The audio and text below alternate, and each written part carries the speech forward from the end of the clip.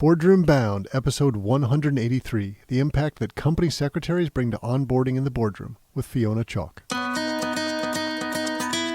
only is it a very privileged position to have within an organisation, but as a company secretary, you're typically not a member of the board, so you have a great opportunity to be objective about what's happening in the boardroom, and you can sit and observe how meetings work, how effective, or dare I say, less effective, the chair's operating, and that really interested me, how everyone can agree on a decision in the meeting, and then you go and speak to them individually later about what's been agreed. Hello, and welcome to this episode of Boardroom Bound.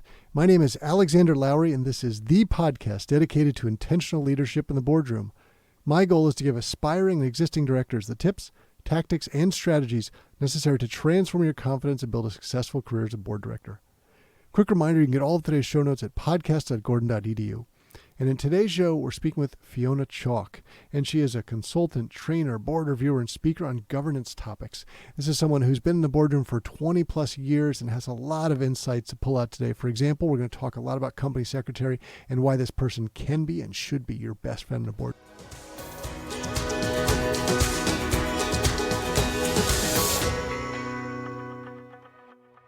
Before we jump into today's show, I'd like to share a message from our sponsor about board director education and certification. Want to join your first board or looking for additional board seat opportunities? In either scenario, be sure to be disciplined in your approach through the Becoming an Exceptional Board Director Candidate Education and Certification course. Get both the Modern Board Director Candidate Packaging and Modern Board Operations Knowledge integrated with one program. Remember, the key to landing additional or your first board seat is in your packaging. Make the effort to do it right. Program graduates also receive their globally recognized International Board Director Competency Designation upon course completion, available in one-on-one, group, or on-demand registration options. You can learn more at bit.ly, that's bit.ly/IBDC-D. So bit.ly/IBDC-D. And now, let's jump into the show.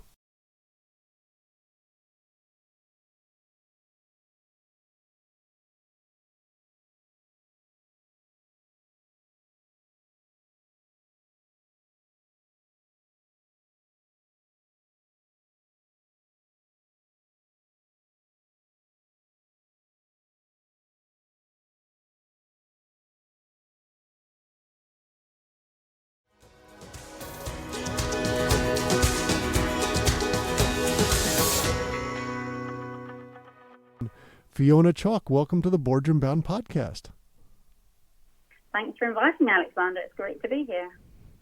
And from all the way across the pond, at Blighty was a special place of 7 years in my life and love that. And in many ways, what we're going to talk about today transcends the pond and wherever else someone might be listening in the world, because we're going to talk about some best practice in the governance. For example, how important that company secretary is. And my hint would be they should be your best friend, right? They're definitely an important person. You need to know what they do and how they can be helpful for you and how you can make their job easier as well. But also from all the experiences that you've had on different types of boards in the background and the lessons learned you'll be able to share with our audience today. So why don't we begin? Maybe you can sort of give us that career arc about how this journey has gone for you, and then we'll start diving into some of those topics. Yeah, thank you, Alexander. So my first experience in governance and in the boardroom was in my early 20s. I moved to Aberdeen, which is in the north of Scotland in the UK, often referred to as the oil capital of Europe. And I worked firstly for a new startup company. It was a subsidiary to an oil company listed on the New York Stock Exchange. It was a Russian-American joint venture based out of Moscow. And then I moved into a property company that was also working out in Russia and Azerbaijan. So this was back in the early 90s. The Iron Curtain had not long fallen, and the World Bank was heavily investing in the former Soviet Union. So to be honest, it was a bit like the Wild West. This was long before people worried about supply chains and the likes of the Bribery Act were in place. A trip from the airport to central Moscow cost you a packet of Marlboro Light cigarettes. So it was a long time ago, and I became very aware, I think, at that time of the need for strong and ethical governance as a key function and contributor to organisational success. And I also became fascinated with the dynamics of the boardroom and the interactions of different cultures in that environment. I think having spent most of my executive career in the company secretary space before taking on board roles, not only is it a very privileged position to have within an organisation, but as a company secretary, you're typically not a member of the board, so you have a great opportunity to be objective about what's happening in the boardroom, and you can sit and observe how meetings work, how effective, or dare I say less effective, the chair's operating, and that really interested me, how everyone can agree on a decision in the meeting, and then you go and speak to them individually later about what's been agreed, and they all have a different view on what they think has been agreed. So, that whole dynamic of the boardroom has totally fascinated me, and as you say, I think we can probably explore a bit later about how the company secretary function supports effective governance and how directors can leverage the company secretary to improve both their own and the board's effectiveness. And then after that, I set up my own company a couple of years ago, Governance for FE standing for Further Education. So now I'm enjoying creating a community around governance in the college sector, advising training boards and senior leaders on good and effective governance. Well, let's talk a lot about that today, good and effective governance. So let's start with the company secretary space, because I imagine many listeners, if they're trying to land their first board seat, maybe they haven't been in the boardroom, they would just love to be a fly in the wall. What does it look like? What does it feel like? How do the dynamics work? You'd be a better board member if you got to spend time doing that. And of course, no one's going to let you just sit in on the boardroom for confidential matters, or just like you described, maybe to be able to see how much fun perhaps is in the dysfunctional environments that happens at times, unfortunately. But you being able to sit there and be a key observer would have learned so much as a result of that. And I'm sure both good and bad. Think, here's what I do want to duplicate. Here's things I would do differently. And if you look at that from, say, the audience's perspective here of like, oh my goodness, it'd be great for people to see what's going on inside here. People probably can look from the outside and say, I really want to be helpful. I want to use my skills in a different way to help an organization grow and develop. What does it actually look like to be sitting around that boardroom table where you're not one of the people trying to make sure they get their comments in because you don't have that fiduciary responsibility, but you're observing and you're seeing? Help someone understand what they would look like in a boardroom. Yeah, obviously I've been a company secretary for many years before I took up board positions, and I think I've probably attended more board and committee meetings in my lifetime than I've had hot dinners. But it's that dynamic, it's that behavioural governance that takes place in the boardroom that actually has more impact on organisational performance, I would say, than how the board is structured or the composition even of the board. It's about what the board actually does and how it behaves that actually has the greatest impact on how that organisation functions and delivers on its strategic objectives. And I think that's something that you perhaps don't quite appreciate until you actually sit in the boardroom and observe how a board meeting takes place. And of course, the company secretary, I would argue, should be your best friend as a board member, and you want to treat them in the same way like gold, because just simple things like they're the ones who set the dates for the meetings. And let's pretend you have multiple boards and you have some conflicts coming up. What a wonderful idea to whisper that to the company secretary before they try to schedule, to make it easier on them, as opposed to having to go to them later and say, hey, actually, could we change that one? That one's going to be hard for me. Help people understand how they can best help the company secretary, but also ways the company secretary can help them. Imagine with onboarding, right? So you think about sort of the CEO of the organization is a key point. So would the company secretary, I would be. So let's talk about that relationship in two ways. How can they best be the friend and support for the company secretary and also use them as their friend and support? So the governance professional is often, I think, the longest serving member around the board table. So they have this sort of vital knowledge, or corporate memory, as we might want to call it. If the old adage, knowledge is power, holds true, then the company secretary is, an immensely powerful person within the organisation. The combination of their insights into perhaps the meetings of the board, the governance framework in which the company operates, as well as their knowledge of the actual operations of the organisation. There's few that actually rival that position. So if you're thinking, perhaps when you're thinking about joining a board and you want to do your due diligence, the company secretary is a great person to approach to get that information.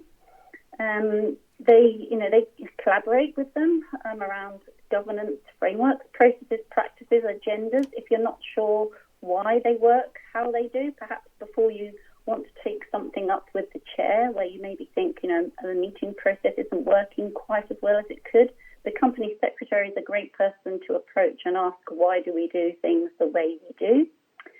I think they can also really help you identify your strengths in the context of the boardroom. So that can be really useful. They can link you with an appropriate mentor when you start. And they can sort of guide you as well onto that sort of induction and really integration into the board. They understand the dynamics of the board, and they can explain to you, why we do things the way we do around here. That can just really help settle you in when you're first starting your board position. And of course, they can provide training, technical education, guide you to a person in the organisation, or send you to an industry conference they might want to recommend to you. So I think from the other point of view, as a director, to build that relationship, you can really value them as an independent professional, and the professionalism of their governance support team that they have, beyond regarding them perhaps simply as a mechanistic function. They can really play an enabling role, enabling effectiveness and achievement of strategic objectives of the company. So, it's a two-way relationship, and there's so many different ways that the company secretary can support and really help to leverage your talents and all the talents around the table. And Fiona, you said something earlier, which I imagine many listeners' ears perked up at. You talked about almost networking with the company secretary. So let's pretend someone has their neighbor as a company secretary. And now that company secretary is going to know what opportunities might exist on that board of, John Smith is going to be retiring in 6 months or something like that. Now, I imagine many company secretaries, if they heard that, would go, no, please don't do outreach to me. I don't necessarily need to network with you. But it sounds like that could be effective. And I imagine many company secretaries are attached with other company secretaries in their network and maybe talk in different ways. Help us understand whether that might be a good path for people to do some networking around. Yeah, for sure. Absolutely we do. We have our own networks, and we if somebody's stepping down or retiring from a board, they've obviously got a huge amount of expertise that can be, really valuable to another board, maybe in a similar sector. And therefore, absolutely, I think, to approach the company secretary, perhaps when you're standing down, and say that you're looking for another board position, and could they, use their networks to make that available to you? I think that's absolutely, allowed and recommended. Now, Fiona, you started out the careers we've talked about doing company secretary stuff, but then expanded beyond that into some different ways. So let's talk more about that, what you learned and developed you went from being the person who's in the room with tons of experience in a sense of being around the table to now sort of being that expert who's coming in and coaching the people that are around the table, sort of a different role, but you're bringing some of those best practice guidance and advice that you found. What does that feel like? Do you feel like many boards are receptive to the idea that they could do things better and learn more? I think there's two categories really that board members tend to fall into. One is, I've been continually improving and learning, and I will continue to learn and improve. I've been, assessed, evaluated as part of my executive career, and I think that's absolutely vital, and I want that to continue. On the other hand, you can get directors who've perhaps risen to the top of their organisation and think, well, I'm a CEO, I am completely comfortable and confident in what I do. I don't really need any more training or development, which I would disagree with, because I think everybody can learn more about the organisation on which they have a board seat and the context in which it operates. I think both of those things are absolutely vital. And of course that continues, that never stays the same, so there's always learning to be done. I always find it ironic that as executives or employees in a company, we get reviews and we expect that, and that's absolutely normal. In many ways, board members don't want to be evaluated, whether it's collectively or individually or both, which is almost ironic, right? Because we always want to get better, we always want feedback, but perhaps it's so hard to get those desirable board seats, people don't want to risk losing them. But I would argue that especially we've seen in the last 2 years with COVID, like the world changes very quickly. We need to keep up with various things that are happening, whether it's learning more about supply chains now or cyber and tech, whatever it might be. And as a board member, I would imagine most people have several different types of books on their their nightstand. Maybe one is about a leadership. It's a biography of someone else who's been an amazing leader. It might be a subject matter you need to learn more about, whether it's a new industry that you're in for that company or whether you don't know enough about cyber or whatever, so you're reading about it. Does that feel about right to you? What do you recommend to someone who's saying, I want to be an even better board member? What should I start digesting and how should I learn? Yeah, I think absolutely all those topics you mentioned, Alexander, are really important in today's world. You know, we talk a lot, don't we, about DE&I, about sustainability, cybersecurity, and they are all really important. But I would come back again to this issue of behavioural governance and actually what are the skills that you can bring to the boardroom or improve upon that are relevant in the context of the boardroom.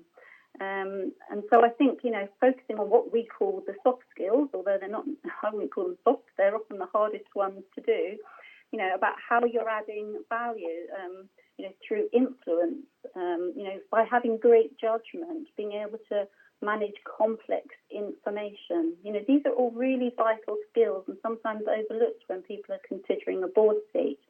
But I think they're absolutely vital and we can all get better at doing that.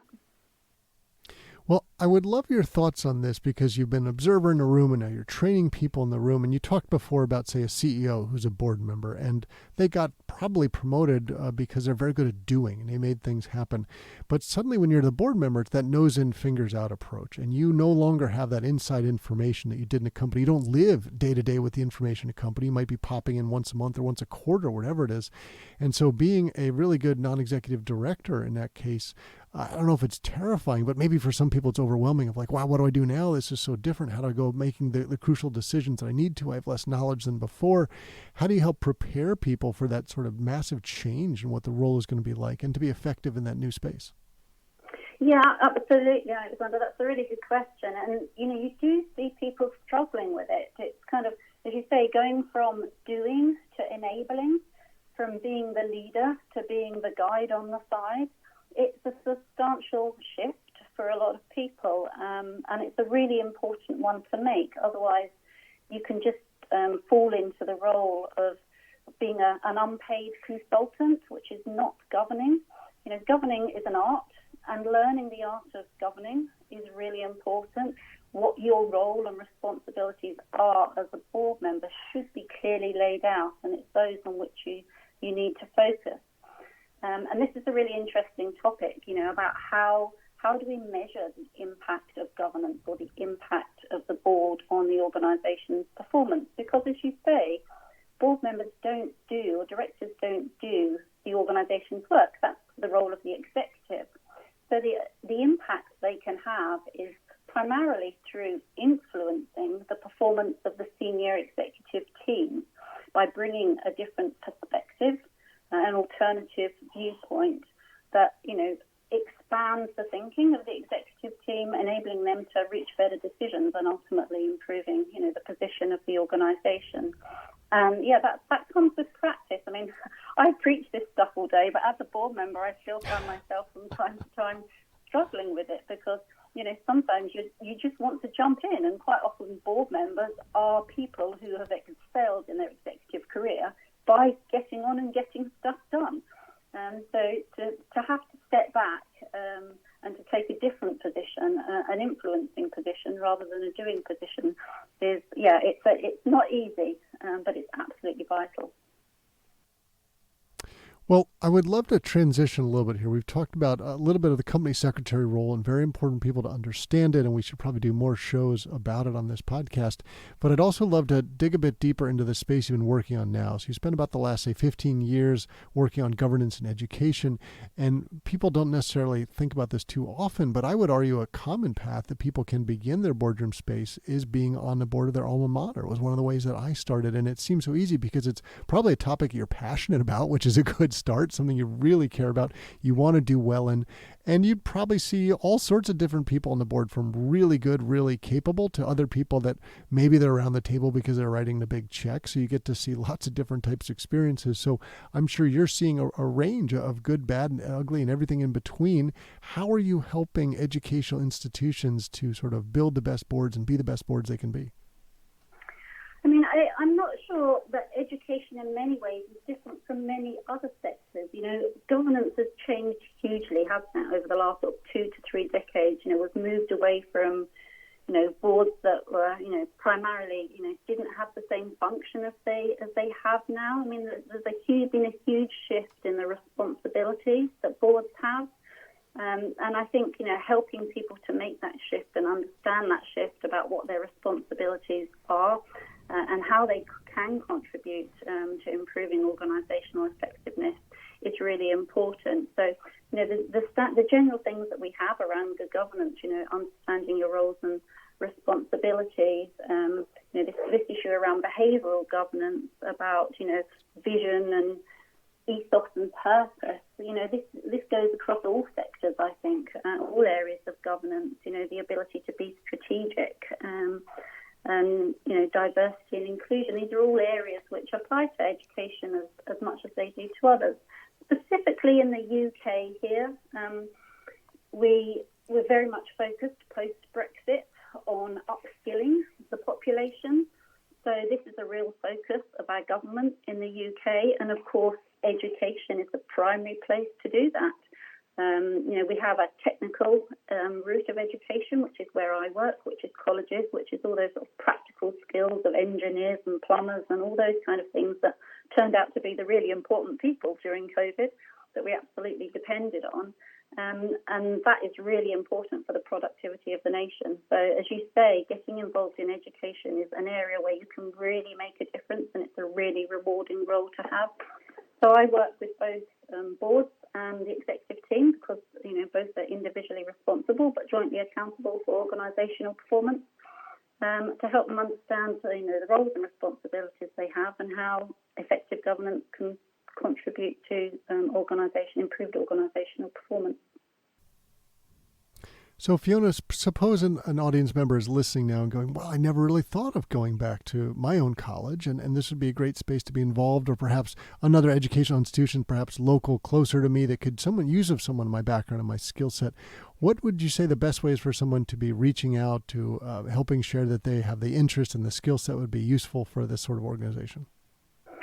I mean, typically here we would have a number of organisations that you can register with to show your interest. So, we have Women on Boards and those kind of organisations. We have Reach Volunteering, and lots of different organisations that specialise in that volunteering space, in the not-for-profit space. So registering with them, you can do some online. There's quite a lot of online organisations where you can put your CV online, and that allows other organisations like ourselves, colleges, universities, etc., to go online and view those CVs and make approaches to you. So I think that's probably the way that we typically do it now. But obviously networking, as was mentioned previously, is a great way of doing it too. But obviously we have now a lot of focus on sort of open and transparent processes for recruiting people to boards, and I think that's really important. And Fiona, when I sort of step back more generally and think about our audience, so some are on different spots on their progression of board seats. So maybe someone has landed their first major one and now they want to transition to a portfolio. Perhaps someone's in the C-suite and looking for that first board seat, or others maybe a little earlier preparing down the road for the future. So knowing that there's quite a spectrum here, what sort of guidance and advice would you give people to be playing out and going, these are the sorts of things you need to be doing, maybe to be preparing yourself to be the best board member you can be, and the various perhaps networking activities, because not only do you need to know how to do it, but you need to help people understand that you want to do it and the value that you bring. What sort of general guidance and advice have someone who's lived in this sort of governance space for 20 years would you be giving to our audience? I mean, I think, as you said, Alexander, the first thing is to find an area that you're passionate about. Having a board role is a job. It's not a hobby. It takes a lot of time, energy, effort, and considerable contribution. So you need to be involved in an area that you're passionate about. But for me, that's absolutely the first thing. And I think, again, as we talked about earlier, it's about thinking really carefully about where you can make a positive difference. And you can do that honestly by reflecting on the skills that you can bring. We've discussed, some of those soft skills as well as your typical skills audit that we would look at around sort of legal and financial and those kind of things. And I would recommend people to make notes on the times they've demonstrated these skills about having great judgment and influencing teams and ability to deal with complexity and how they're comfortable with robust debate, and talk about them on their CVs and in their interviews for board seats. Thinking just about the positive behavioural attributes that you can bring to the table. And I think people are focusing a lot more on them nowadays about, how you're going to fit in with the board and the team that's already there. So being able to understand that yourself and having that level of self-awareness, I think, is really important when you're looking to secure a board seat.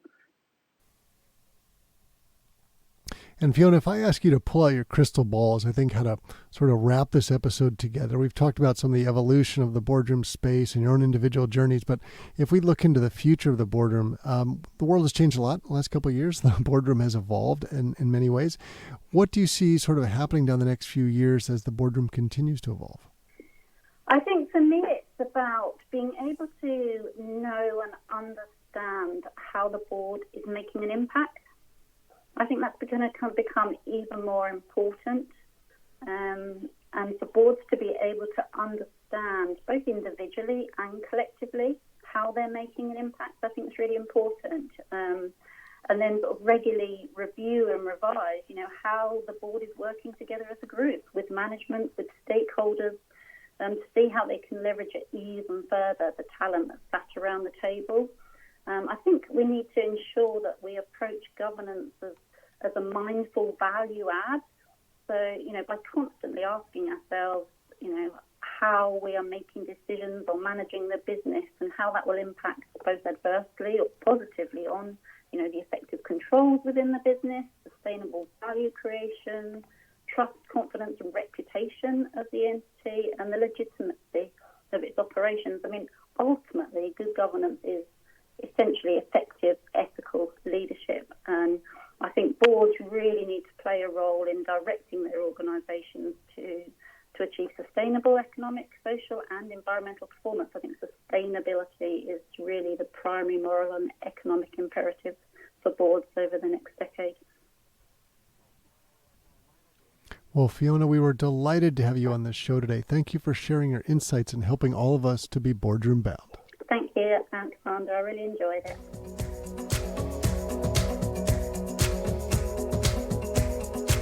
That's it for this episode of Boardroom Bound. I really enjoyed chatting with Fiona Chalk, and it was great hearing her 20 years of experience in the boardroom, where she is an advisor and a reviewer and a speaker on governance, and especially the insights as a company secretary. That role is so important for every board member to make your best friend. Now remember, if you head over to podcast.gordon.edu, you will find links to all of today's resources. And please know that the Boardroom Bound team and I are so proud to be your go-to podcast for all things that connect, prepare, and empower you to land a board seat. Be sure to subscribe to this podcast so you don't miss any of the high-quality content that we're bringing to you every Wednesday. Thanks for joining me today. I can't wait to share more stories and strategies from brilliant business minds with you again next week. Remember to keep tuning in to be Boardroom Bound.